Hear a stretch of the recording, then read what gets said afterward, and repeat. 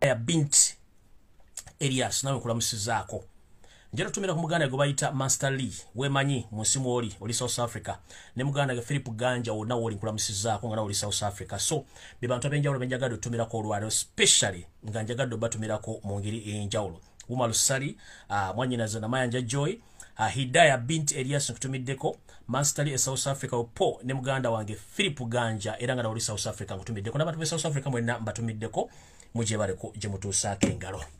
Alright, katinga mazo kuzinga okutumira ku bantu abo njagala kutandika n'ekigula LUJJI very special. Njagala tandika n'ekigula LUJJI ekiri very special. Nenga sinda tandika na kigula LUJJI njagala tumira ku bana Uganda mwenna abawomerwa akatundu kana k'ekigula LUJJI mwe bali kawomerwa na kagoberera. Manya abantu ambasanga kiwedde ne banyiga nenga munne munansonyo nange ekigula LUJJI abasinga obungi simenti mukyagala nnyo bwe mutyo so abanyumira ekigula LUJJI batumiddeko. Nenga sinatandika kigula LUJJI kino njala mutagingiro mumpembe yose tubasoma mutano wa karekezi mutagingire jero mwamba wa jero katumba wa mara njagala bereko kigula LUJJI kino bakiwulire bulungi nnyo njokengere ku information jukira bagani na information nyingi nnyo olwaleero nenge ekigula LUJJI kino olwaleero kyenjagala otandika nakyo njagala jero katumba wa mara akibere bulungi nnyo akiwulire. Mu kigula LUJJI kyolwaleero nga bwe mbategeezezza nti omusajja ono teyeekaza alina amukwatira bendeweera olwaleero nga bulijjo alabiseeko okwogerako eri eggwanga naye ng'ayogera mu kifo ekikyamu kyatalina kubeeramu kubanga ffe twalonda Robert Kyagulanyi ssentamu gw'omukulembeze afuga bannayuganda so si ye mukulu yose lutabasoma mutano wa Karekizi wonna woli mu State House oba oli luddawa oli mu kifo kikyamu that's why ne statement z'okola tezikwatagana oli mu .com era mwolina okwogerera ensonga eziyamba bannayuganda so si kubabulira history na biki ebyayita kubanga Uganda ensi enkulu ekusinga emyaka wadde wagyefuutiikako ate ng'oyise Windows nebyogera tebikyakkiriziganya n'amyaka gy'abantu abantu balindobawo information ate nga tolina gibwa kubanga emyaka gyo giri backdated ate nga wayiika Windows toteekeddwa kubeera mu bukulembeze obwo ffe twalonda Robert Kyagulanyi ssentamu ye mukulembeze waffe era mwendaba empya babaddeyo simeki kimuddeyo kipya kubanga byonna ebibaddewo bibadde matankana engera yennyini baddayo bagamba kubanga yayiika Windows takyalina kyatugamba yoseri tibahabula otabayisa omutano wa Karekizi ovuddeyo n'okola ekigambo ekizibu nnyo n'ogamba bw'oti ogambye nti olwaleero okakasizza nti emmundu eyabadde egenda okutta Gen. Katumba Wamala yaba ADF era n'amasasi agamukubiddwa okakasizza n'ogamba y'emmundu y'emu eyakuba omugenzi Joan Kagezi eyakuba Gen. Kiggundu yalibba wa Geita Mama Fina Sylvia Mukandoni bw'oyogedde bw'otyo njala kubagamba nti nze bannayuganda ekyandeta ku internet kano kubagula maaso na kubategeeza nti sezigenda maaso mu Uganda njala bategeeza Museveni kennyini mu Uganda bukyanga agiyingiramu yatandika okukola obuyinjamu abayekera obuyitivu nga yabweterawo yabwesasulira ate yabuvunaana bw'akugamba nti emmundu eyakubye abantu bano ya Allied Democratic Forces ye tuyita ADF ono endanyini ADF yagifandinga okutuuka nakati nti n'omukulu waayo amulina eruzira ali ku special treatment omwami anyira jobera nti alinganga ali ku resort beach Entebbe nti yerira byennyanja na chips na chicken omwami ono ali mu komera efsimaiti kubanga nategera ko information nti omwami ono mu komera abeerayo misana naye ekiro yeeta yanagenda mu makage ne ba ajati n'abalaba era emirimu agitambuza bulungi ne business zitambula bulungi nnyo oyo yeyita nti yali akulembera ekibinja kya ADF omwami ogubakwata Jaberi mukulu jukira bagamba Jaberi mukulu oligino omuzannyo guno yali yaguvaamu dda ne baleeta ono Jaberi mukulu ow'ekicupulisa zino ali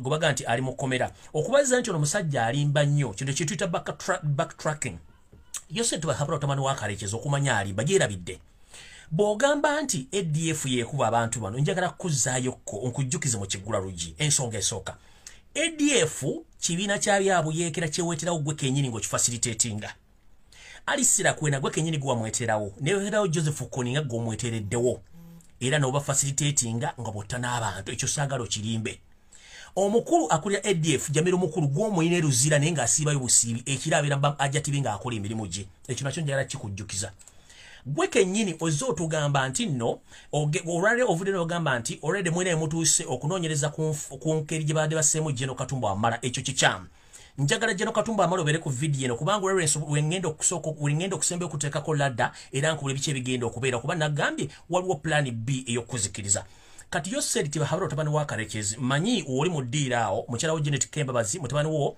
Muhoozi Kanyerugaba waliwo mukoddomi ne first family yonna weeri aba SFC aba ISO n'aba SMM n'abamu mu kuwandiika ebintu bino njagala mumpulirize bulungi Sagala musule notice njala muwandike ebintu bino kuba tukoye bannayuganda abakukunavu okufiira mu bintu by'ekisiru ne bwebuzabuza banga bafuka banaaba songa ate mwe kennyini mumanye ekissa abantu bano. Tosobola kuŋŋamba Yoseti Bahabura otabani wa Karekezi ne batabani bwe babbi bandowe mufuge gwe mubwabbe eggwanga nti otaddewo akakiiko akagenda okunoonyeza ku bane bagenda okutta General Katumba Wamala ate nga akakiiko kwataddewo ke kaatula mu family meeting na salon General Katumba Wamala attibwe ani gw'osiriwaza. General Katumba Wamala njagala oggula amaaso akabina okateeke ku ntebe amatu ogaggule owulirize ensonga zino. Newankubadde nti Abaganda mulina ekizibu kye mulina nti Abaganda mwagala nnyo okwerabisa mu bantu mbwe temunyiiga era muli bampisa nnyo. N'ekintu kye mukolera abantu bano y'ensonga lwaki batufutubaddeko batuse n'otufuka omusiro ku mutwe so nga ate si bwe kyandibadde. Batulaga kale ntufu tuganya okutegeera ffe twefudde mu ffe tusinga okubeera hole ate nga ne yali asinga okubeera hole ku nsi kuno Jesus Christ oba Yesu Kristo omwana Omunazaalesi yakubibwa embooko ffe kennyini abantu twamuwa ne bamukuba embooko n'akumirwa ku musalaba n'afa n'addayo wa kitaawe taddanga kubanga ekimuganya okudda luli bamukuba mbooko na misumali ka tulina tiya gaasi tulina embooko tulina tiya gaasi tulina nuclear weapons tulina n'abantu ab'emitima emibi tulina n'abasezi. Kati General Katumba Wamala n'Abaganda bonna bali mumaje ne ba indigenous Uganda mwenna bakyasavinga mu UPDF eno message njagala egende gye muli mwenna. Yoseti Bahabura otabayisirwa the son of Karekezi ntumidde ku bapolisi mwenna gye muli mu barracks gye mulabira video zino mbebaziza nnyo kuba nti mwagala eggwanga lyammwe mulekerawo okucunya bannayuganda. Manyi mukuŋŋaana gye mukuŋŋaanya mutandika okola videos n'abajasi mwe n'abannayuganda ba indigenous soldiers abasavinga eggwanga Uganda namwe batumiddeko. I salute you. So mbadde mbirabira ba police mwenna batumiddeko ba DPC ba RPC ba private mwenna batumiddeko buli woli awo nga muli mu kagroup ba muli mu makaago oli mukulaba TV nkutumiddeko mwe bali kusavinga ggwanga n'aba prison n'aba UPDF mwenna batumiddeko. Ntandise bwenti Yoseti Bahabura otabayisirwa gwe nannyini ADF era leka tubuzaabuza abantu bano ossa abantu bangi mu Uganda. Watandika genocide kuwa indigenous Uganda slowly nga bannayuganda babuzaabuza ngokola statement ezitakwatagana nga bw'ogikoze olwaliro. 1 ozze otta abantu mu category zino wammanga oyina scientific genocide gy'okola ngeri mu category ya poison eyo yeesooka. N'okola scientific genocide eya accident eyo yakubiri. N'okola scientific genocide eya disappearance omuntu n'abula nga tazzeemu okulabikako wedde bamuziika eyo weeri. Endala gyokola gye tuyita ey'okutta n'amasasi ze categories 4 naye nga category zino ezo eza accident zibadde scientific nga nzibu okumanaginga okutegeera. Ez'okubuzaawo eyebadde enzibu nnyo okutegeera n'ey'obutwa essa abantu bangi nnyo abadde batategeerekeddwa. Kati njagala kwogera ku specific genocide ebadde oba elimination assassination ez'okola ku bannayuganda nga tebategedde nti gw'ozikola. Ogambye nti nno mutuse ku kinyusi abantu badde bagenda okuba nti mugenda kufuna abadde bagenda okutta General Katumba Wamala. Njala kujjukiza emyaka 35 gy'ofugidde Uganda teri ripooti yali efulumye ku muntu yenna yali attiddwa. Njagala ogireete abantu bano wammanga obatisa mundu era n'otandika okuwayiriza ADF gwe kennyini gye weesasulira abantu okujja nga tebamanyi nti ADF yo. Njala tandika n'abantu bano mu myaka 35 ozzossa abantu bano wammanga tekuli omuntu n'omu report yali efulumye. Ntandise bwenti bwe watta omugenzi Dr. Andrew Rutankome Kayiira report yafuluma.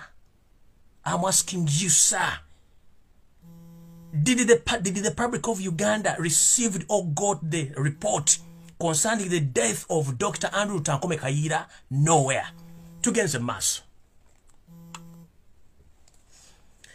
tugenze ku mugenzi Felix Andrew Kaweesa, he was assassinated, no report. Tugenze ku Mwoyo gwa Ggwanga Kirumira yafa masasi, terror report. Tugenze ku mwami Major General Kigundu yafa tewali reporting amasasi ge gamuse. Tugenze ku mugenzi Kazini kubakuba amasasi mu nju ye namuwoza bamukubye ennyondo, terror report. Tugenze ku mugenzi Abiriga Ibrahim tewali report, oyo nno yali wa kibiina kyo. Tugenze ku mukyala Robina Kayaga Kiyingi eyali mukyala wa Dr. Kiyingi tewali report. Tugenze ku mugenzi Edward Mugaru eyali omusajja omuganda omugagga mu Kampala yeddira empindi. Tata wange wamutta Edward Mugaru ng'omweralikira nti alina ensimbi. Watta Edward Mugaru mu ngeri etiisa ng'ate muntu facilitating ng'otulelwo.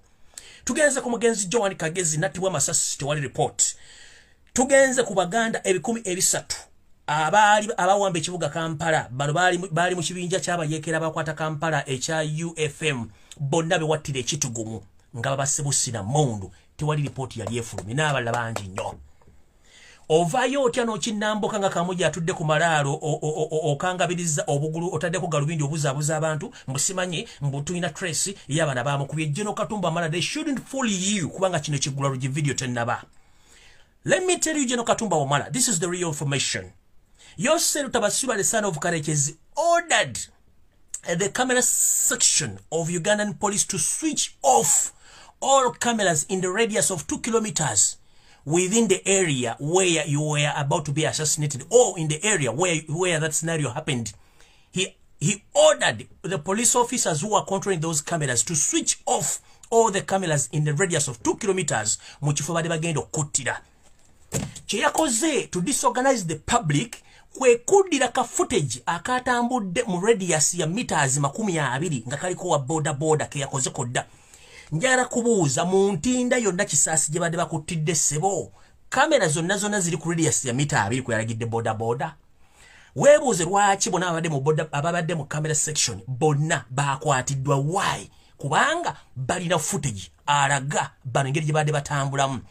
Remember, camera zino ziri stationed mu bifo nti eno camera 1 wevaako camera 2 yerina obuvunaanyizibwa bw'okukwata ekifaananyi ekyokubiri, camera 3 buli junction ebeera ne footage waayo. Lwaki batulazeyo ka camera ka radius ya meters 2 zokka? Kamera endala zadde ziraze ludda wa okulaga footage y'abantu abo. They shouldn't fool you. The mission was organized and well funded by the State House, chaired by Yosef Tabasura, the son of Karekezi, to finish you. The plan B is in the way. Ekyo kibadde ekigula LUJJI kya Muganda Katumba Wamala. So wegendereze nnyo ng'ogira okweka ngulowooza nti bano abantu bakwagala nnyo tebakwagala. Ekyo nno kye kibadde ekigula LUJJI kya leero. Yoseri tebahabulekera okubuzaabuza bannayuganda. Obatidde ebbanga ddene nnyo nga babuzaabuza olw'okuba tewaddewo social media ng'abantu balina okumanya ebintu bino. Eno yali message yo nga waakava mu nsiko, mugiwulire bulungi nnyo. Kati bawulira ebigambo byoyogera. Eno yali message yo. It will not do for you to be a DA in a district and people are murdered and you don't arrest the murderers.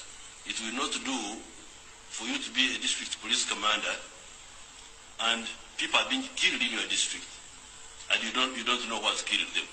This will simply not do, will not work. I will not accept it. I will not preside over a country where a Ugandan is killed and the authorities do not know who has killed him. Oyo yali gwe Yoseti bahabula mutamu waka nga tonnayika Windows. Abatamanyi Windows ye system laptop ba computer kwe tukola bamasimu. Bwe banga Windows yayika esimu tebaako kyekola laptop tena kyekola. Kati n'omwami ono yayika Windows okujja mu public okulimbanga bannayuganda lwazze okwogera n'ababuli yayisitula omufu nga attachment bali mu system etta abantu. Kati video etandise ekigula LUJJI kiwedde, njala tandika ne video eno bulungi nnyo, njitandika bulungi nnyo mulyoke mutegeere ekiri mu nsi. Oba maliriza ne General Katumba Wamala ono lumu tulyoke tugende ku firimu endala. Ndowooza katandike ne General Katumba Wamala lumu tutandike ne firimu bulungi nnyo. Alright, General Katumba Wamala sigenda kukulisaayo muganda ngo olw'ensonga nti obudde tulina butono nnyo ate abantu balindidde information nnyingi nnyo. Mukama wange Yesu Kristo oba Jajja God fege tuyita jja mu lulimi olujamaika yakutaddeko akasubi okwongera okulaga abantu bodiringa nabo emitima gyabwe gy'omunda. Olunaku lwatusimatuse ennyanga za walumbe ettanda abantu bano bazzemu ne batula ku lunaku olwokuna mu State House Nakasero ku ssaawa 3 ez'okumakya.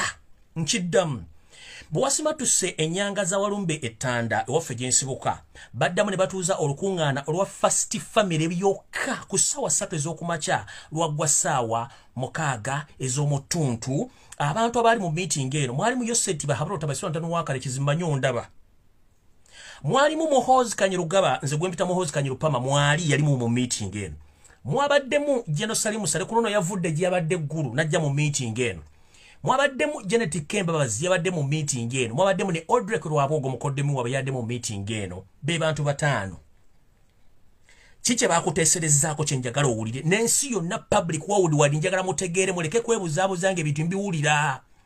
buli yesulira gwa nagamba togamba nti nze saakugamba teri TV teri radio station egenda bagamba bigambo bino mu Uganda nga bwe mbyogera kubanga abalimbidde ebbanga lya myaka 35 ng'enkoko bagiyita sekoko bagiyita nte ng'ente bagiyita ngamiya ebintu ebikyamu bitakyakola mu .com era njogera nti Z njogera nti Z agenda yetuge bino byenjogera batuwa mu democracy nsobera obyogera mu court kubanga nina obujulizi obulaga nti mmwe mbadde mukola ebintu bino ola alongo ng'abantu basirisa ate sinze nzekka abantu bangi balina obulumi ku mitima mwabatira abantu baabwe nga mwebuzaabuza kati nze Jeno Katumba Wamala kankugambe muganda wange nti embulire tefa yonna ebyange kambi kugambe ebyebadde mu meeting eno bw'wasima tusookufa yose tubasifa mutono wa Kristo yalidde mmere nenkubulira nti tebakulimba nti ba assassins bakyaliyo nakubulidde nti baali bakulumbye ku ssaawa 2 n'ekitundu bakutte bo bagende bwalemwa bali bavuga badde wa mukama wali yawadde omulimu gye nakubulidde era badde bagenze otuukayo bulungi nnyo nga mission emaze obbalema baba bakutte ne babatwala embuya babasanyizaawo ku ssaawa 5:15 era babasanyizaawo ne bakubulidde togenda bafuna bafudde kyawedde ebyo yazze okwogeranga ye story zakola buli lunaku Museveni kwebuzaabuza nga afukaana aba oba leka kwebuzaabuzanga muziba atunula mu kolansi ayagala okusala ekkubo bw'ateekayo omuntu nawulira sound tamanya mmotoka wagyeva eva kyengulu eva kyemmanga kubanga amaaso tegalaba kati bannayuganda badde ovuga ebbanga lyonna ffe tetuli basiru nti tuli bawumba tuutu Museveni katubuzaabuza nti gwosinga okutegera mu Uganda kyokka ekituufu nga wayiika Windows ne family yonna mwayika Windows temukyana kye mutugamba kati gwo okubuzaabuza bannayuganda n'ojja bagamba simanyi ADF nga yiyo gwogisasula nga ne mundu mu Uganda kitegeeza nti omuntu ali private akizibwa kukwata mundu ng'emundu zonna ziri registered amasimu ga registered nga ne pichipichi ziri registered kamera zonna zikola buli junction yonna oŋŋamba otyambo kamera footage mwafulumiza ya radius meters 20 nga ate ntinda yonna n'ekitundu ekya byonna ku radius ya kilometers 2 mwalagidde police eswitchinge off cameras to hide the evidence kati ntandise bwe nti Jeno Katumba Wamala muganda wange wuliriza bulungi nnyo eno message nga bwe njogera mwenna indigenous Ugandans most especially those who are still serving in UPDF police prison take caution about this information. It goes direct to Katumba Wamala but includes all the serving officers, the indigenous Ugandans. You are not safe.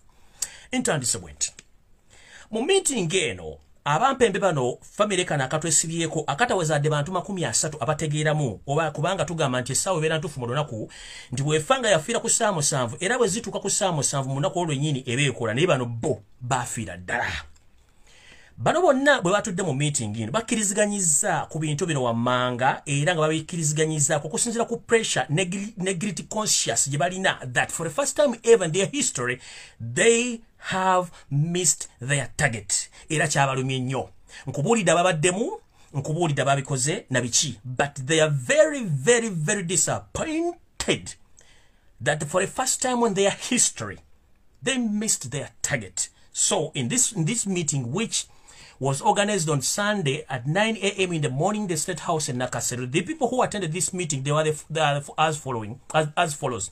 Yosetiba Habura the side of Karechezi, Mohos Kanyugaba, Salim Sare, Janet Kembabas, and Odrek Rabogo. Those are the people who attended that meeting.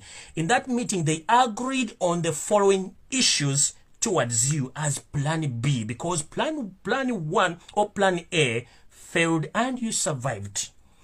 Jeno Katumba Wamala, abasajja bakugambye bati.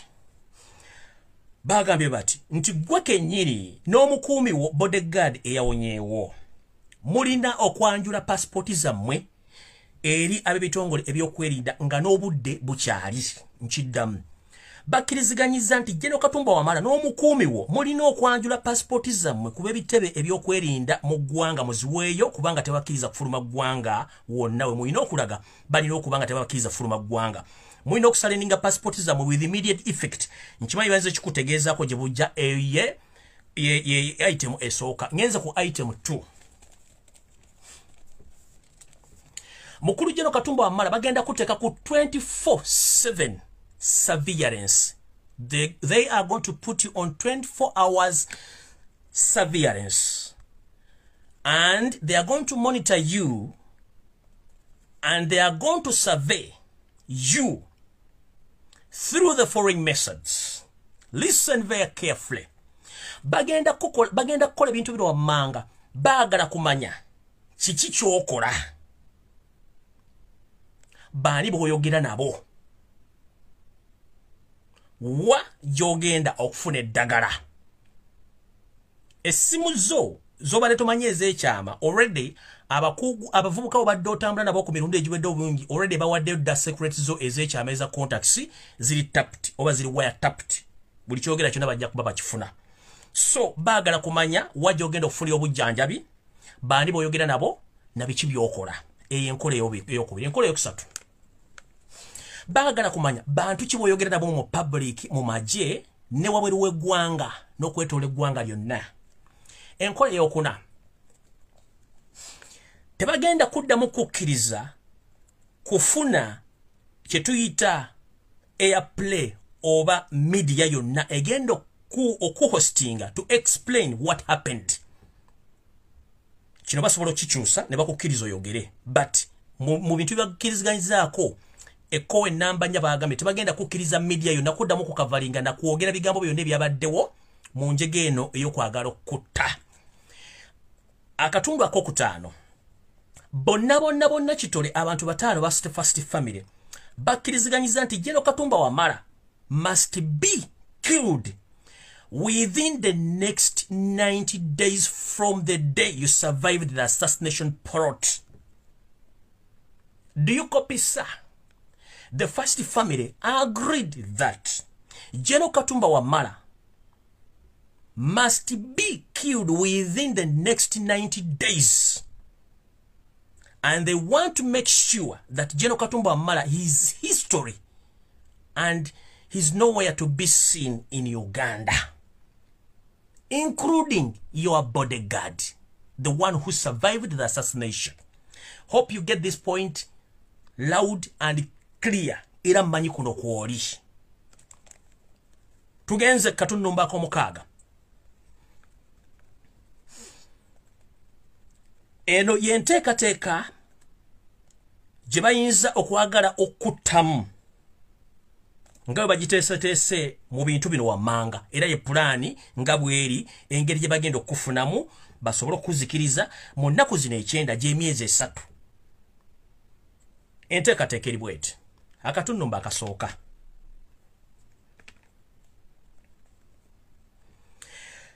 kakano bagambye nti General Katumba Wamala bw'anaalinnya ekigere kye mu ssetteeserezo w'eggwanga kye tuyita parliament n'ogeza obubaka olubuulo olw'ekigere mu kiriro ky'emmere ekiri mu parliament gye tuyita kantiini bataddewo omuzibu ennyo owa SFC olwo tawadde butwa abaweta mpisi kundi era oyinza obutawona mu byokulya byinza okulya mu kantiini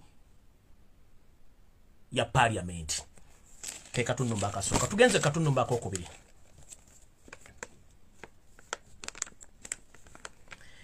akatundu mbako bagambye nti singa onogezaako genda mu ddwaliro lyonna eriri mu Kampala limanyikiddwa eddene badiployinzeeyo dda abasirikale baabwe aba SFC bakanywa musaayi abasobola okumaliriza mu ngeri yonna esoboka. Jjukira nti General Katumba Wamala ennakasongola tebalimaayo mayuuni n'aba South Korea abaliyo tebasiika mberenge bakola obuto okusinziira ku muntu gwe baagala.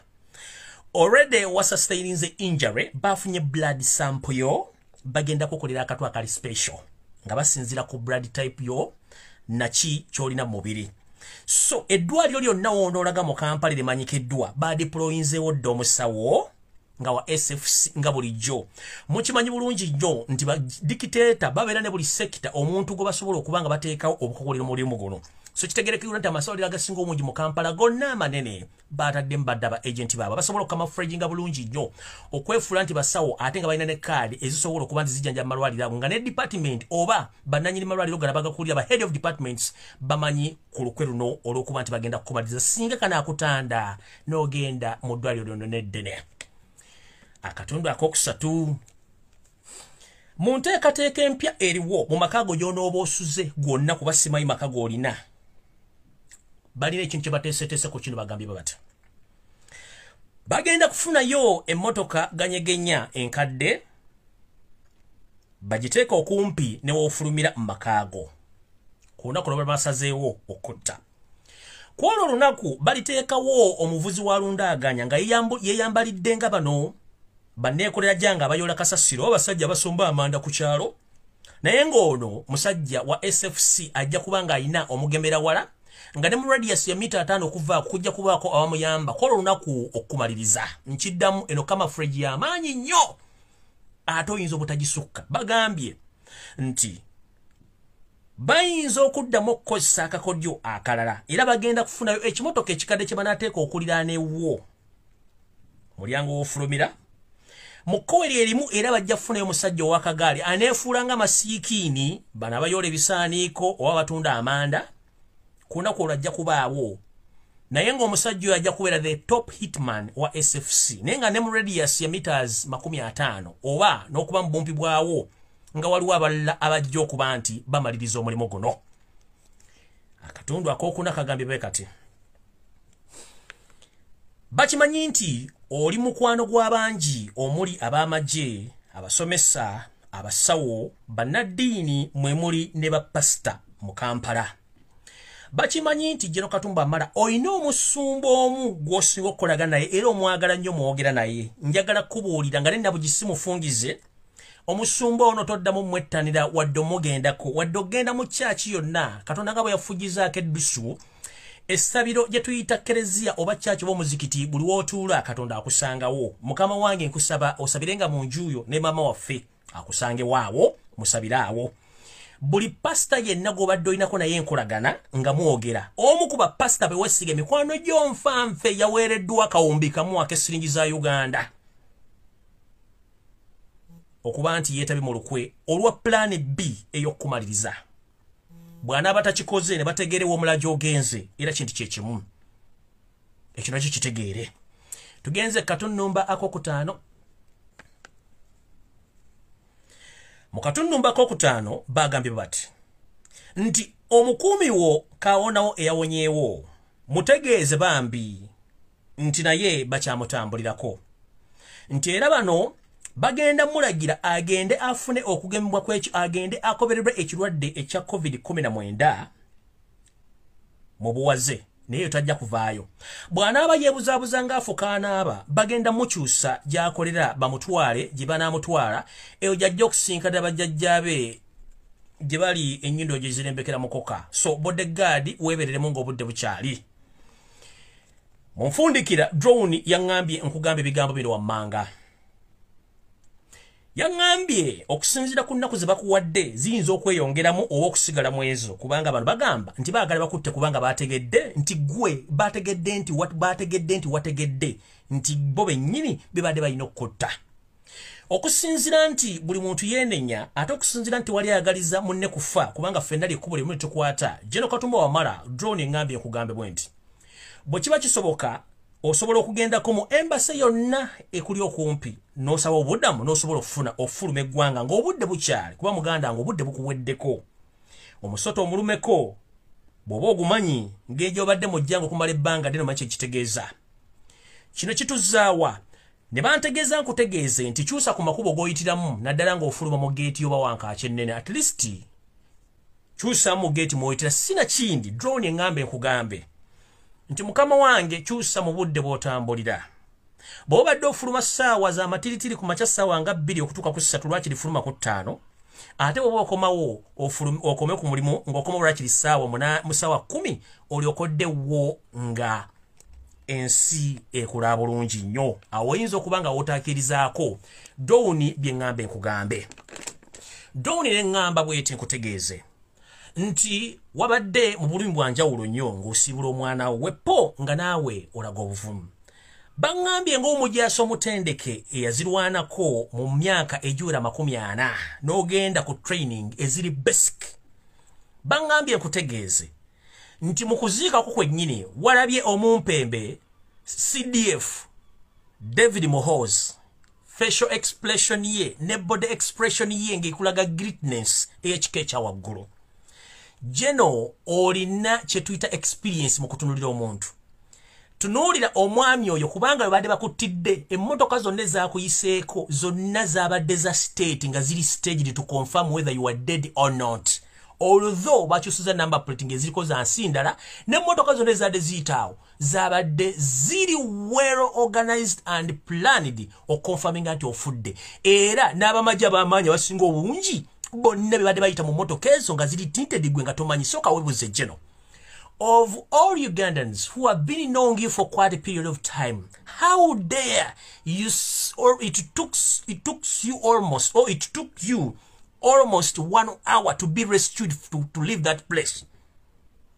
Nge motoka bagira bagimanyi tuwobeeraawo bakulabe bwe Katumba Wamala waliwo akavuyo omuntu Good Samaritan asobola okuyimirira n'agamba oh wait a minute ono si Katumba Wamala wait a minute kye baddewo kubanga tukimanyi nga bulijjo nti omuntu bw'afuna akabenje emmotoka ze zimujjawo bazira kisa. Lwaki tewabadde emmotoka yonna ezaakuyiseeko yasobodde kuyimirira? Ask yourself why.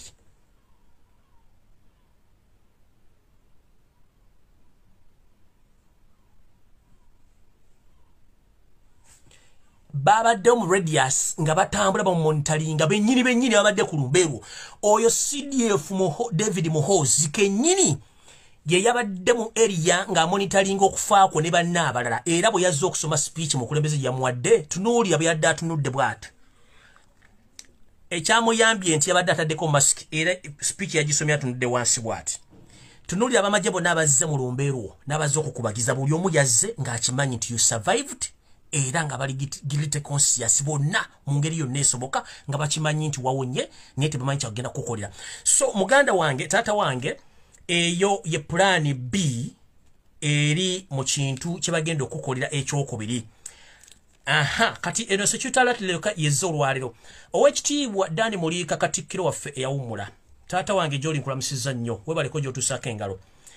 Drone engambe nkutegeeze nti naawe byokwerinda byo bitereezemuko olw'ensonga nti bakutadde ku listi y'abantu abayinza okuba nti bawunzikibwa. Kati naawo nsabiddwa to do to the public demand nga sinagenda kubazanyira information endala.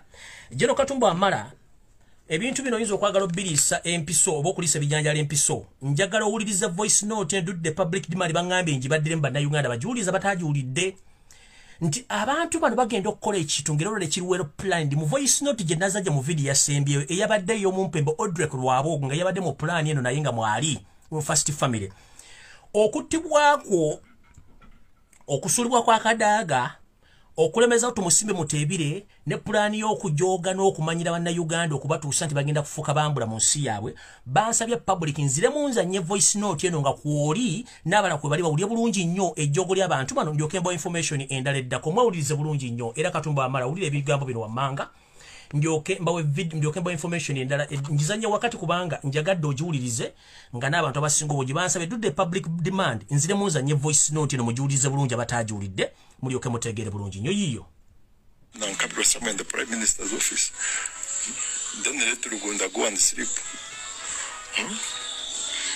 I defended Mutabire at the bed she stays there. I made sure Mwakanes gets the contract going. To get it is a sick man, anytime he will be dying. It's going to reach a time when he needs chemotherapy. But you know, when you start chemotherapy, you are dead. You are literally dead. Actually, I told him never go for chemotherapy. Take any other form of medication, especially dietary medication, if you still want to live. If you start chemotherapy from 4 years, you get 3 years. You further do chemotherapy from 3 years, you get 1.5 years. Then from there, you get 7.5 months. So I told him, just there, no, you leave it at that. And really, things are working out. Okay? And they're moving. So we need a prime minister. We need a different status controller. We need a different PPS. We need a vibrant and useful, very useful minister in charge of presidency. We don't need this silly man. Then when we go to the ICT, the government spokesperson, the person in charge of the media house, should be somebody very reasonable. Very reasonable. Very reasonable. See how Donny Wanyama has been doing his business. Things have been okay. They've been moving very well. Now we have to fight and make sure that we have a very good vision group head. If we fall short of that, then we're not going to do enough. So we still need total control. Now there are particular people we need to weed out to the Uganda Broadcasting Corporation. Because if we leave it the way it is slowly getting hijacked and giving platform to useless things instead of promoting what we already have. They normally want to charge me when I take my advice there for my businesses. I told them we are going to make it. And we're going to make sure that things, work out. Now look at the stroke that happened in Kenya. They thought I'm going to lose anything. Why would I lose anything? But how many people have lost the market? For me, I do my business diligently well. So whatever happens outside that, I don't care. I don't care. These days, the Malamerum has made me a topic of the year. Do you think I care? I see. For you, I know. You know how these things have been happening for long. You cannot be that ditched. But just somebody who goes yapping. And moreover, on these useless radios, you got to these useless radios and televisions, which have no audience literally, and you bash me there. It is okay. It is okay. I don't care. I don't hold any public office that I'm going to be convicted, I'm going to be blamed by anyone, that the IGG is going to summon me, Parliament is going to summon me, I will control, and anybody who proves to be very stubborn, I'm going to hand all of them. We need a different speaker, a different deputy speaker. That's what I take over. If Ruth fails on her job, I have so many people who can do the job. Sarah rejected. It was like, me, I'm loyal to KADIMA.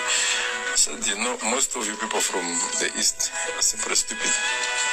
You are literally stupid. But you prefer to work with the Northerners and the Westerners than all the rest. They do some good work. So we need the URA as well. We need the minister, the first minister for transport. You see, Katumba Amara is becoming very powerful. And is being observed and respected by the army. Something I'm lacking. We need to bring him down completely. We need to create a war with the Mosai's girl, with Kajina. That fight is going to have him kicked out. Let him go back to general services. Let him get a different ministry. He doesn't deserve to go into works. Let him start some silly things out there.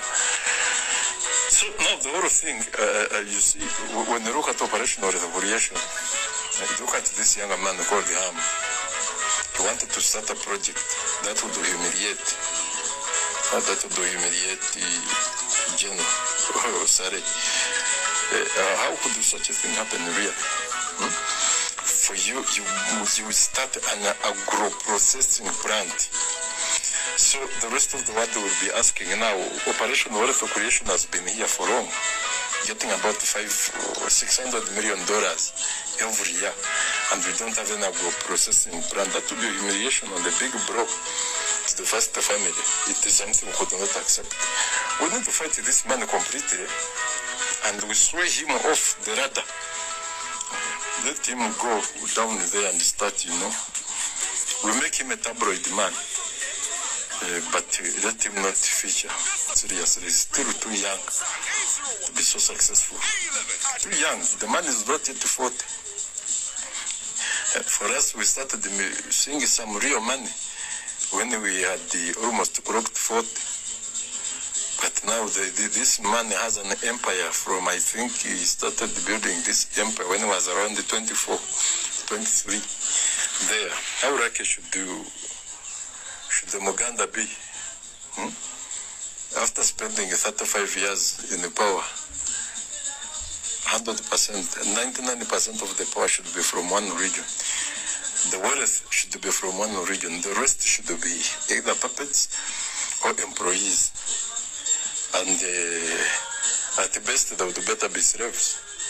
That is the new Uganda we need. We need a dynasty, a very serious dynasty. I know His Excellency doesn't like these things, these ideologies.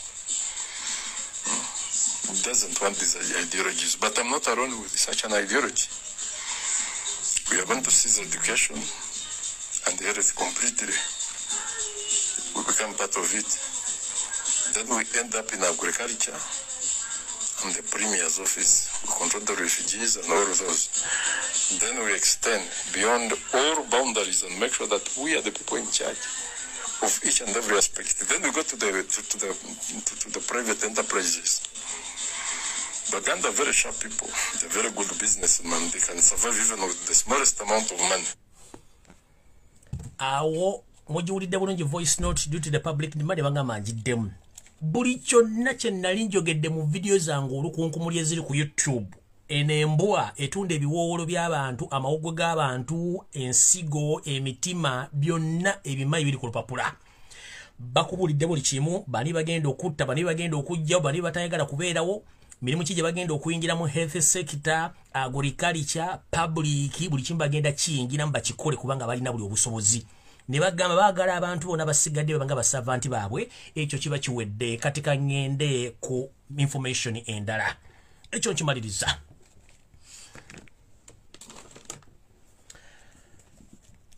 Njala muntagingira wano Muhoozi Kanyerugaba ne family yammwe yonna. Njala tegeeza public nti ekitongole ekikuuma omumpembezo tubasira mutano wakale kibaita SFC kino nga tekiri mu constitution ya Uganda, amajaga kuuma first family y'ababbi abali mu kulembeza obutali baabwe. Before nga sinagenda eyo nchumide ku mukulembeza Robert Kyagulanyi Center mukama wange ngenda kusaba n'obuwombeefu. Ensonga zino nga boziwulira zino si kusiika binyeebwa. Bana basajja ekyakwatise emmotoka yo baamanya nti emmotoka bw'ogisigaza tewali agenda kukuba ssasi kebere bommoka kibe ekikompola. Ono yennyini lwaboogo ne banne ne basala bakwate emmotoka yo olw'ensonga nti obagituulamu bandi tebasobola kufuna bakwagala bakufune mu zino fragile vehicles ne basobola okukubira ebyasi ne bakuttirawo. Weewuunye Foster General nga talina amadika, Foster General talina mmotoka mu following emukuuma. Lwaki? Kubanga Muganda, lwaki? Kubanga indigenous Uganda bo bazirina. Kati mukama ngenda kusaba n'obuwombeefu okusinziira ku kire ky'obudde nga bwe kitunudde n'embeera y'obudde. Ngenda kusaba tuwe press conference obuulira abantu account number oba ya URA banna Uganda bagenda mwezi gumu bagala kusonda sere za URA emmotoka eveeyo. Lwaki emmotoka ogisulenga mbusuzi oba si kujusula mbusuzi ogitambulenga na mafuta bajja gagula bakuuma obulamu bo. Ensonga lwaki baatwala emmotoka eno balina mission y'emu ng'eyakatumba wamala kubanga emmotoka bazimanyi basobola zisasira amasasi. Mukama wange Kyagulanyi Robert Center osabiddwa banna Uganda n'obuwombeefu. Ovayo tukole press conference ngoze ne bank account ozene mobile money number oba sente zonna abantu baziteeka bali willing okusasula emmotoka eno mwezi gumu. Nchidda mukama wange Robert Kyagulanyi Center okusinira ku information gye nfunye emmotoka eno baagiwamba nga baagala kuteeka mu target ya bakusanga emmotoka yonna gye baagala bagikuba masasi bukole ki oveewo. Baatula ne bateesa nti bakujjeko emmotoka eno osigale ng'oli mu target kubanga eyo amadika ne baali gikubye ekikompola oba bagikuba masasi baali tebasobola kujjamu. Kubanga emmotoka esobola okutambula kilometers endala 10 nga tennakola ki tennawummula ne bagikujjako basobole okuteeka mu target. Kati bannayuganda bansabye nkutegeeze bakole press conference obabulira account ko bagenda oteeka sente oba mobile money oba bank oba account ya revenue authority. Sente zino bali willing ozisasula mu mwezi gumu emmotoka eveeyo oba osulamu nsuli oba ogigendamu ku beach oba ogifumbiramu naye ng'obulamu kyekikulu ekisingamu byonna kubanga abantu bano bali willing nnyo okukola kye bagenda okukola okusinziira ku information gye nabawadde luli neno yennyini olwaliro se mukama we bansabye okole press conference obabulira sente bagenda oziteeka. People are willing to pay sente za revenue obukadde simanye enko 3 babusasule emmotoka bagikuwe ogitambulimu kubanga ekitali ekyo mukama waffe wandibanga naawe oli mu nteekateeka y'emweno kyakugisaako emmotoka. Kati ngenze mu maaso bwenti. Ekitongole ky'amagye ekikuuma family y'ababbi abaffere abayika Windows bonga balowooza kimu arrest and kill ekya SFC. Kino kimaze ebbanga ddene nnyo nga kyeddiza ettaka ly'ekalangala eri abantu bakisinoomu n'eryaliko erya gavumenti n'ettaka lya Buganda. Njala tegeeza eggwanga ati bano baazimbye ekkomera eriri mu mazzi the underground water prison baalizimbye era lyawedde. Ekkomera lino litwala abantu 5 bateeka ba inmates. Ekkomera lino lirimu ebisenge ebiriko bye bagenda oteekamu emisota emirala bagenda kukirekanga miggule naye nga ekiro basobola okuta amazzi ne gayingira mu kkomera lino. Ekkomera lino teriri mu mataala. Dino balikoze okuteeka mbannalumanye ne Saalumanye bagenda okujja mu safe houses ez'enjawulo mu Kampala wakiso omukono wajje bagenda obajja babateeke muno okusingira ddala ekkomero ligenda teekebwamu abantu abaakubibwa obubi nnyo abamenyebwa embirizi abamenyebwa emikono abagibwamu enjala ababba embirizi ne zimenyeka bebagenda okutandika okusoma nga kiso kiteebezebwa nga n'olwaliro ennyini basombye abantu abawerako okuva mu safe houses ez'enjawulo okubatwala mu kkomera lino ekkomera lino ku kizimba ky'ekalangala nga liri underground mu mazzi gye baalizimbye ndoza mujjukira Lumbuye balaga nti ttano zibali bazimba mu Lake Victoria zaali zezo zennyini kuzo nga n'endala ziri kalangala eyo kkomera lyawedde nga lyakomodatinga abasibe 1500 naye nga bonna balimu baana ba NUP ate baana b'abantu ekkomera ddyo gye liri ekalangala lyawedde liri under SFC control ne ISO ingera kati batandise okusomba bana abantu batwaleyo nyongwe kusinga batwalayo abaana bonna batuusako ebikolobero babatwale nga ekigendero ky'abaana bano baagala kubateekeyo battireyo sina kindi baleme kuddamu kulabikako emisota gino gye baŋŋambye gyaviiridde ddala mu ggwanga lya South Korea gyabutwa nga gukuluma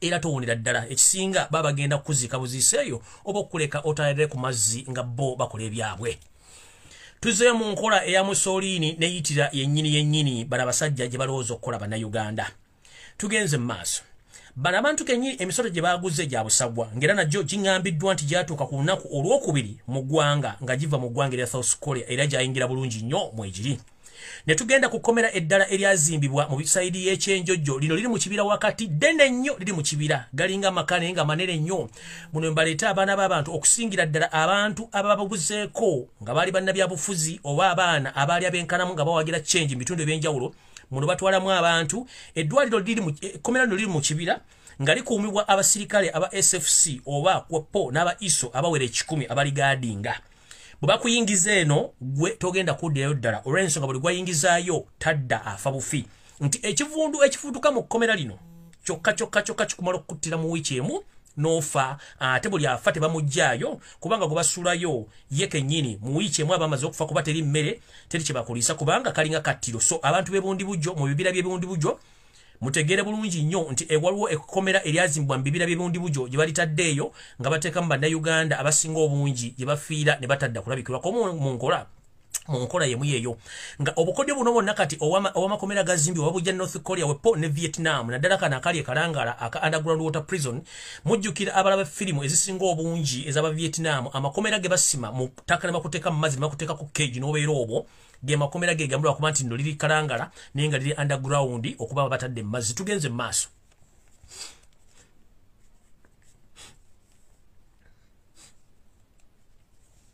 so ono gwe batwala mu kkomera lino ery'ekyenjojjo tosobola kufunayo kyakulya wadde ekyokunywa era nga lino lyo lisobola okukuttira mu nnaku 7 zokka ng'ofudde kivundu eky'abaana bokka oba abantu abaasibwa mu makomera bano abateekebwayo nga bagenda kuba battibwa mu ngeri yennyini abantu bano bakola ebintu bino gy'obeera nti bo ku nsi bagenda kuwangaalako emirundi egisinga obungi ekirala njagala kubikiira bannayuganda era mbikire ne paliamenti ya Uganda nti ensimbi ze muyisa ne muziteeka mu State House zimanyi zikola mirimu ki kino nno y'ensonga lwaki mbagamba eggwanga Uganda eyalikolimira oba eyaliroga embogo tannazissa ate ali ku mutugunda waggulu akyatukunamidde olw'ensonga nti atulengera njagala bagamba nti ssente zonna eziwoba State House mbusimanyi za State House ebitundu 7 ku buli 10 essente zino eziwoba Yosef Tabasula mutano wakareekezembo za State House ebitundu 7 ze sente ezikozesebwa omumpembe okuziwa agenti be ogula ettaka lyonna erya Buganda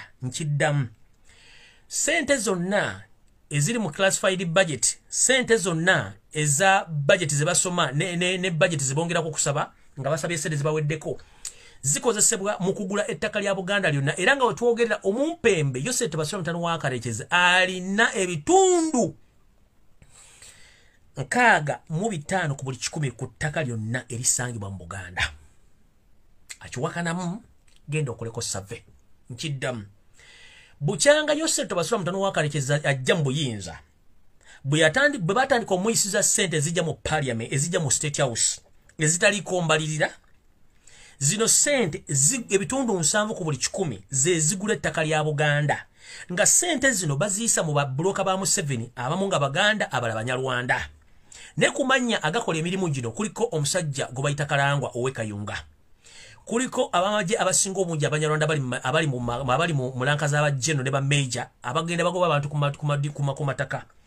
Essente zezimu ziwebwa abayindi bamusiga nsimbi okuba abantu ku mataka. Essente zezimu ziwa abantu ba NRM bonna abenkana mu Buganda okuba abantu ku mataka. Essente zezimu ziwa abapolisi abanene ekola ekintu kyekimu nga befudde nti bananyini mataka gano nga bagaguze, kumbe ebyapa bisigala wa Yosef Tabasula mutano wa Kalekezi ngere ebyapa bwe nabirina. Muno mwe mwali n'okutwala amasiro g'ekasubi, mwe mwali n'okugula olubiri luno, kubanga nabagamba baganda buli muntu yenna yeebuzabuzanga afukana amatutegeera nsonga zino.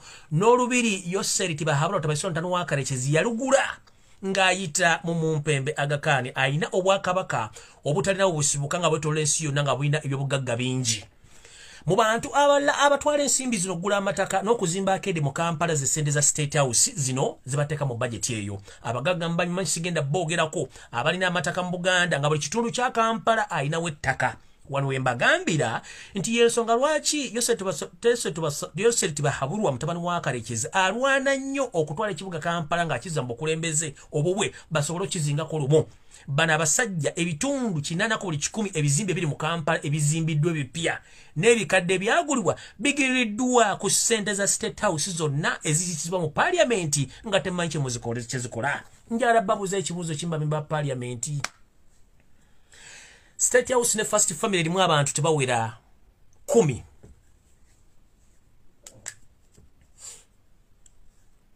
First Family nga bwolabe ya America nti ya Barack Obama yali mukazi we, yali mu ye n'obwana bwabwe bubiri. Nga abakozi ba State House ba White House bona basigadde government ya America yebasasula omusaala. Kati nkikuvugidde nkizize Uganda. Kuba kiri nkuwadde kyakulabirako nti Obama yalina abaana babiri, mukazi we naye nga balina ssente ze bafuna entonotono.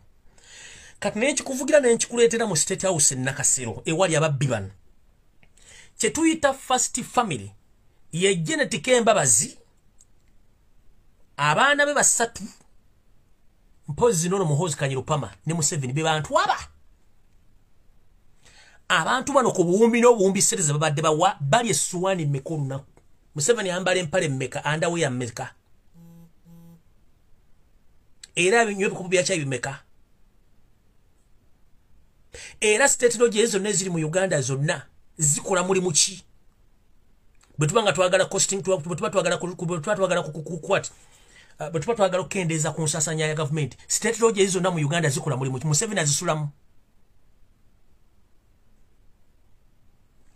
Kati sente zonna zembadde musaasanya ku State House banna kubeera abantu bana okujjako olimu ebintu ebirabegwamu gamba nga bakulembeza abaveebulayo okujja okusinkana Museveni abamu bajjira ku bajeti za nsi zaabwe. Susuubira nti wali omukulembeza asobola okuva mu ggwanga lye najja nga agenda sula mu bbanga. Bajja bayina already accountability yaabwe. Ekyo nakyo mukitegeere bulungi nnyo. Kabeere mukulembeze wa Rwanda ajja nga alina bajeti ye. Kibanyiza mu providinga kulya. Ate State House erimu ebisulu abasobola okusula. Zino zonna ssente ze mbadde musasula zimuwa State House. Kuno kwe kuli bambega bali mu nsi yonna Museveni basasula. Ssente zino zigula amataka nga bakozesa abagagga abayindi n'abagagga bali mu Kampala okugula amataka. Temuddamu kwebuuza ssente ezibagoba ku mataka ziva luddawa. Ze zino ssente ze bazisa mu Parliament. Museveni nazikozesa ozuwa abayaayibe okugula amataka gammwe gonna okugamalawo nga n'amataka ga Buganda gonna ebitundu 65 ku buli 100 Museveni yageddeza dda era agalina.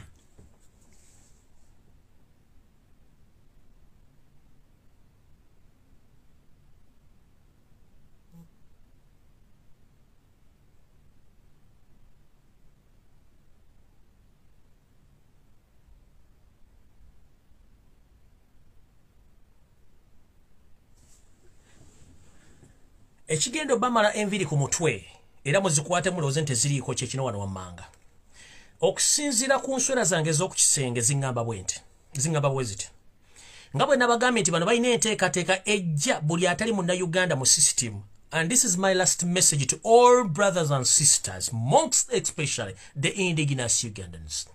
Whenever you are the most especially our brothers and sisters from the northern Uganda, this message goes direct to you.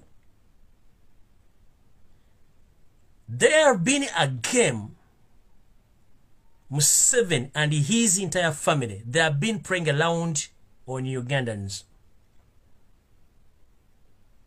Right now, he ordered his younger brother, General Akandwanaho Salimu Sale, to station himself in the northern Uganda with an hidden agenda of taking over entire land in northern Uganda.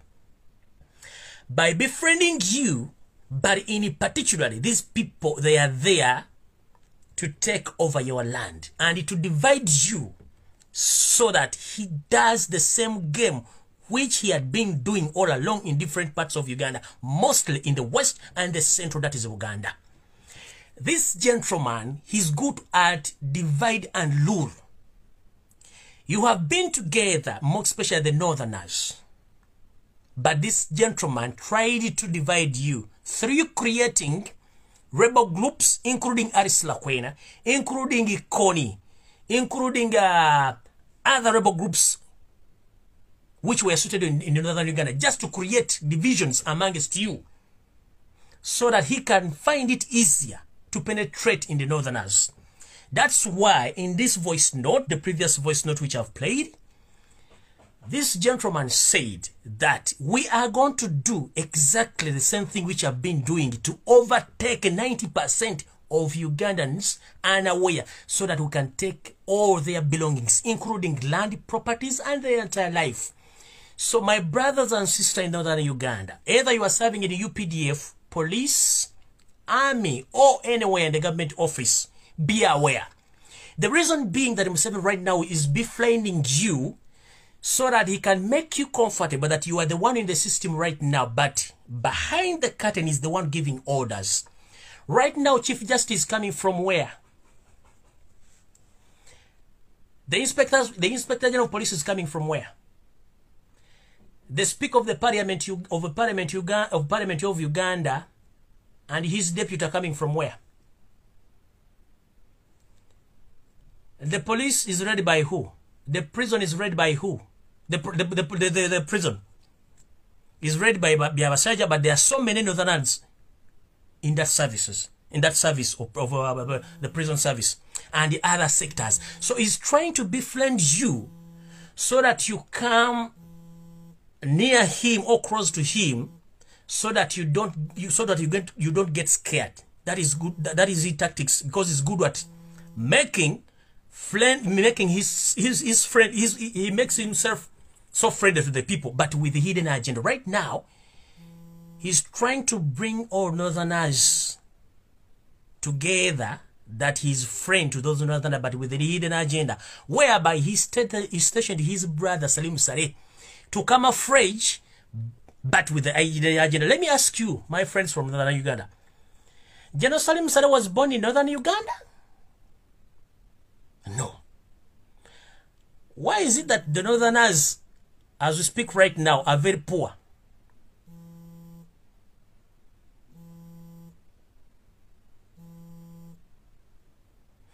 Northerners, you were good in military and government management. What happened? Open your eyes before it's too late. So, buli omu atunuleja ino kutunula. Baganda bange mwenda abava mu north, abava mu east, kano sika tego kano sika zanyo. Ono dwaboga kugambye. Nti we are going to befriend the northerners so that we can work together with the westerners. What about the other Ugandans? Where are they? Where are they left? The trick is now is to befriend the northerners so that they can work together with the westerners. The rest of the country is left out. So be very careful in that game. Ask yourself, the man from nowhere, his origin is from Somalia. Now he's situated in northern Uganda. Was he born there? He wasn't born there. Why is he there? At first it was in Kapeka. Was he born in Kapeka? So let me give you the brief history about these people. Museveni is not a Ugandan, that is first. Janet is not a Ugandan. Salim Saleh is not a Ugandan. Muhoozi Kainerugaba is not a Ugandan. Audrey Kwabogo, he can't explain where he was born. Diana Museveni is not a Ugandan. She's not a Ugandan. All their daughters are not Ugandan. They were not born here. So these people are non-Ugandans. So they are there trying to divide you as Ugandans so that you can work with them. But time is going to reach that they are going to chase you away and they take over. Wake up. Don't be taken by those simple occupations. All those created office that they need you. They don't need you. Because when Museveni went in the Luwero Triangle in 1980, after he overthrown Obote, immediately he knew that the Northerners, they have been in the army, they are so aggressive, they are good in administration, they have been in government for so long. I can't lead this nation when these people are still strong. What can I do to divide them? Then create a war in northern Uganda so that you distract them from developing. And create a war so that these people, they get tired of guns. And that trick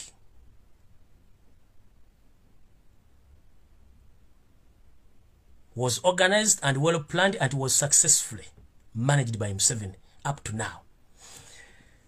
Because he knew that he can't manage Baganda, he can't manage the Northerners. You have been in the army, police, and in the government. Remember, Milton Obote, General Tito Rutwa, Idi Amin Dada, and other people have been governing that nation some time back. They are very powerful people. Where are they right now? Or they were killed. Some died in exile. So as we speak right now, he's doing the same trick. He's tricking you to befriend you, but with the hidden agenda. Please wake up.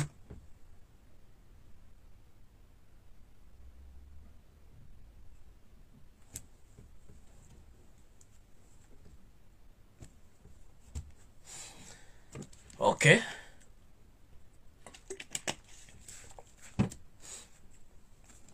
Sigenda baluwisaawo okujjako bagamba nti video njimaze. Buli muntu webereremu gy'oli, naye ekisinga obukulu kwe kumanya ensibuko yo, okumanya gy'olaga. Nga mmaliriza, njerako bazanyo bannayuganda mwenna abakola omulimu ku Twitter. Mulumbe World Bank muddeyo ku Twitter. Mulumbe IMF muddeyo ku Twitter. Ensonga enkulu gye tulina okukola kati, ensonga lwaki Museveni atuuse okuba nti azze okwogerako eri eggwanga n'alimba nga talina cabinet. Tekibanga obukyanga lubanga lwa mmini, tajjanko mu public kwogera nga talina cabinet. One, talina prime minister, talina vice president. Prime minister yakwataganya baminisita bonna mu Uganda, yakwasaganya business baminisita bonna mu Uganda, tamulina. Vice president aliwo kiguuma azange ntekuma mu kyoto taliiwo, ne baminisita tebaliiwo. Kubanga ekisooka alinda sente za IMF, alinda sente za World Bank.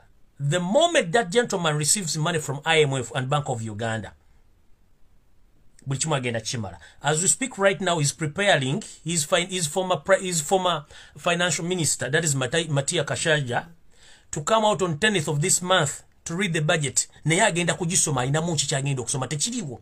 Kubanga they don't have cash. Jukira Rwanda minister ayina okuteekawo sente n'ebigenderako. Buli Rwanda state minister ayina okuteekawo sente n'ebigenderako. Banka temuli sente, bannayuganda baavu, mutunde poliisi zonna mu Kampala n'emirirwano. Buli muntu yagula pikipiki n'ogikozesa boda. Pikipiki bagitunda mudda spare kubanga ebigenda maaso mu Uganda, mukitegeere bulungi nnyo. So, business ya boda naye ayagala gibagobako. Tekigenda okugenda maaso. Bannayuganda mwenna basindika sente Kampala. Era balina bank account mu bank endala, njala bagamba. Era njanga maliriza. Mwegendeze nnyo nga musindika sente. Ekirala, abalina account mu bank ez'enjawulo nabagere mukendeze ku nsimbi zammwe. Ekyokubiri, banka zino Museveni akikola kamanye ng'akoza n'owebbwa okuzitta. Sentinal eyo gye mulaba yatandikwa n'omusingi ogw'abasajja Abaganda abatandika bank eyo. Naye omusajja omu ku baali empagiruwaga, or the strong pillars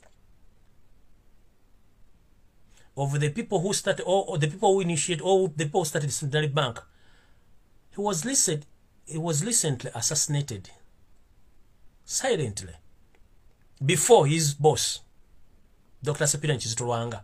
Tebamubika wantu wonna yafa. ye yali omutwe gwa bank oyo ne basoka bamujja omwami oyo yafa lwakuba tebamwogera mawuli tebamwogera nnyo bamutta silent bamusitisa butwa then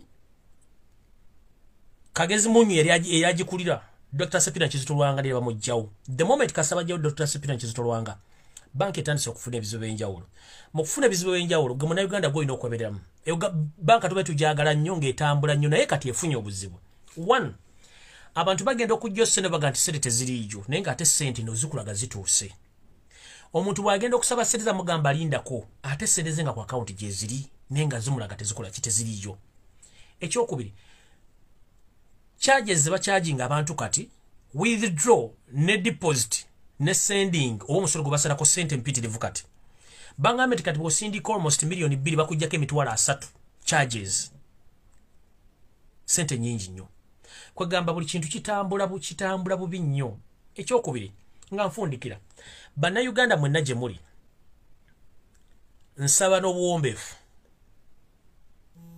tugamba lubaala embeera nga n'ebiro kwotadde mugule mask bannayuganda mugule mask muzambale ekyokubiri mwewale ebifo ebyenzigotta omuli abantu abangi nkiddamu bannayuganda mugule mask muzambale mask ey'ennusu 2,000 tejja kutwala mu ddwaliro okujjanjabisa bukadde 610 njagala musoke mukole calculation ng'obudde bukyali ekirwadde kya ssenyiga 19 kitambula wadde ffe gavumenti yaffe ekyakikwasizza omukono omuyabayaba olw'ensonga nti babbi naye ng'ekirwadde kyo mwekiri mbasaba n'obuwombeefu mugule masiki muzambale masiki ya 3,000 oba 5,000 ejja kusevinga obulamu bwo n'ensimbi ze wandiyonoonye eziri mu bukadde n'obukadde ng'ojjanjaba ekirwadde kino bw'oba ofunyeemu obubonero bwonna obukulaga nti olina ekirwadde kino waliwo enzijanjaba eyaffe ey'ekinnansi gy'osobola okukozesa ng'okweyoteza kasita weeyoteza ojja kuba ng'osse obuwuka obwo bukuleetera ekirwadde ekyo ngenda basaba buli lw'ofuna enkenyera mu mbeera yo eya bulijjo please nkusaba weeyoteze kozesa eddagala lyaffe ery'ekiddugavu kamba we ebirungo by'olina okukozesa ekisooka osobola okugatta entangawuzi n'ogattamu katungulu ccumu n'ogattamu enniimu n'ogattamu n'akatungulu n'obifumba n'obinywa nga byokya ekyo oba okimazi osobola okukozesa ebyenda eby'embuzi n'obifumba n'obinywa mu supu nga tobisiise nga byokya ekyo kisobola okuyambako ekyo nga kiwedde osobola okukozesa okuba nga onywa caayi asukka mu bikopo ebyonywa buli lunaku nti ku makya osobola okunywa ekikopo kya caayi kikozese nga totaddemu sukaali caayi yennyini omufumbo oteeka amajaani agamala omunywe ng'ayokya omunywe ku makya mu ttuntu akawungeezi ne obanga ogenda okwebaka making sure nti bw'ofuna enkenyera ey'obutassa bulungi okozesa nnyo ekintu ekyokya naye ng'ekisinga obukulu okwetangira kisinga okujjanjaba masiki ya 5,000 esinga obukadde omukaaga 10 ogenda okukozesa okujjanjaba ekirwadde kino nkiddamu masiki ya 5,000 esinga okwejjanjabisa miliyoni 6 sinakindi okulembalemba ogenda ekaganga ekituufu ekirwadde weekiri naye gavumenti etufuga y'abamafiya tebajja tufaako tugenda kufanga ebinyira nvudde olwalo bagamba bannayuganda njagala temwesulayo gwa naggamba masiki ya 5,000 mwewala ebifo ebirimu abantu abangi nga toyambadde masiki mwewala okukwatakwata ewantu ekyokubiri mukozese enkola eyateekebwawo gamba ng'ey'okutambula ne sanitizer tomala gakwata wantu tolyalya ku buli kintu kya muntu beera n'ebintu ebyo by'okozesa mwabalya ku nsaniya nga mulyamu muzeegendereze onywedde ku kintu ky'omuntu kyalese ku mmeeza ekyo mukiveeko mwewala ebintu ebyo ekisembayo ensonga esembayo yino oli wa ddembe ogenda okufuna ky'olina okufuna naye luli waddembe okwekengera mu mbeera emu oba endala kubanga kikkakatako nga ggwe. Constitution ya Uganda ekuwa eddembe okusala okulwenga ggwe omuntu omukulu. Ne bw'oba owulira ng'olina kye weekengera nkusaba togenda. Bw'oba owulira nga tolina kye weekengera genda. Naye nga kyonna mu kyonna tugamba nti okwetangira kusinga okujjanjaba. Okwetangira kwekulwa. Muddeyo mwambale masiki muzigule. Bw'ofuna enkenyera nkuwadde ekikolo n'eddagala.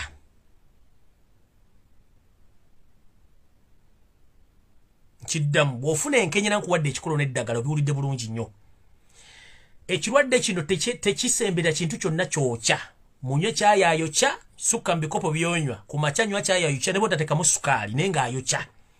Mu ttuntu akawungeezi n'ekirongo ogenda okwebaka. Okweyoteza kintu kikulu nnyo. Okweyoteza kwekulu oba kye tuyita steaming. Kwate bensani yo mw'onaabira. Fumba amazzi go nga gookya bulungi nnyo. Teekamu ka China robe oba teekamu kya pambalasi. Awere bulungi nnyo muli. Bw'omala omuteekamu kwate ettawulo yo bulungi nnyo oba essuuka. Ogyebuutikire bulungi nnyo ng'omutwe ogutadde mu bbaafu muli. Obeeremu eddakiika ezitasukka 10 teweebikkula. Kikole ku makya mu ttuntu n'akawungeezi ng'ogenda okwebaka kye tuyita steaming oba okweyoteza. Ojja kuwulira ng'ozze butonga n'ennyindo ne buli kimu kisumulukuse bulungi kye tuyita steaming. Eyo y'enkola eyaffe ey'ekiddugavu etali ya kizungu kubanga okweyoteza kya butonde ate kikola bulungi nnyo. Ekyo bwe kiba kikulemye okukola then ogenda kuwanga tonkuwadde amagezi agasinga obungi.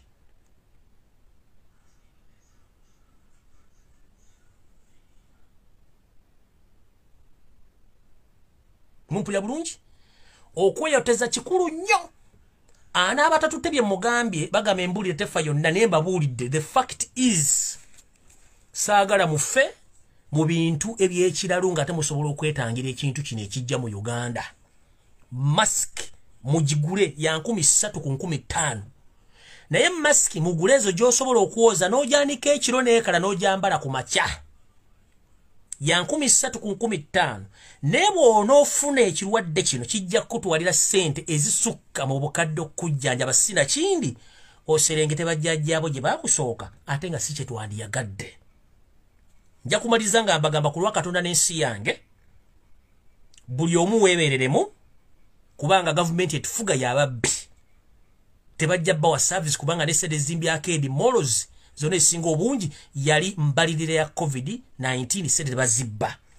Kati bagamba nti tubeere bagezigezi ng'obwana bw'omusota bakava mu kisunku kalumirawo. Ekyo mukitegedde bulungi. Naddala bannaffe abali mu nsi ezisinga obungi n'abali mu Uganda ewaka. Mufune mask, mukikole bulungi, naye okweyoteza n'okunywa supu w'ebyenda by'embuzi nga tumusiise ng'ayokya. Ebirungo by'eddagala lye mbawadde likola bulungi nnyo. Mumpulya bulungi? Ekyo bwe kiba kiganye ng'enkola gye nkugambye okikola 7 days a week. Nenga era wotaddeko mask.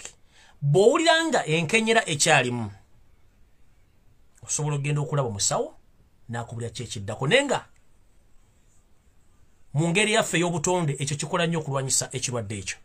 Abasobola okuba nti mulina engeri musobola okukolerako duyiro naye mulungi nnyo. Ng'omaze okukola ebintu bye nkugambye duyiro mulungi nnyo okuggula emisuwa n'okuggula amawuggwego ng'odduka kirungi nnyo. Ng'omaze okukola eno system gye nkugambye era osobola okujoogingamu oba mu ddiiro lyo n'odduka ne weetoola bw'oba tolina ddiiro oba ne weetoola mu kisaawe gwe balaba muntu adduka kumbe gwe okeepinga fitness yo n'okuba nti oggula omubiri gwe bulungi nnyo.